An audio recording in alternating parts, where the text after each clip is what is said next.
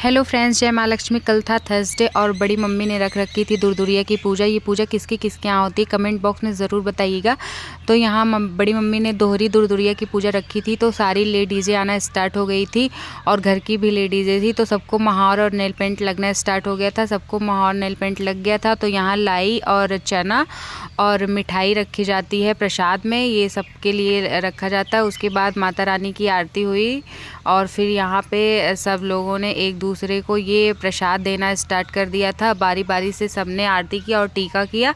फिर उसके बाद आप लोग वीडियो में देख सकते हैं, बड़ी माँ ने मेरी प्रीति दी को प्रसाद दिया। उसके बाद प्रीति दी ने किसी और को दिया और मतलब अगली आंटी को दिए। ऐसे ऐसे करके सब एक दूसरे को प्रसाद दिए। फिर उसके बाद जो है जो ये पूजा करवाता है उसको भिक्षा मांगनी पड़ती है, तो सब लोग मिलके उनको भिक्षा देते हैं। तो बड़ी माँ भिक्षा मांग रही थी। बाय बाय, मिलते हैं नेक्स्ट वीडियो में।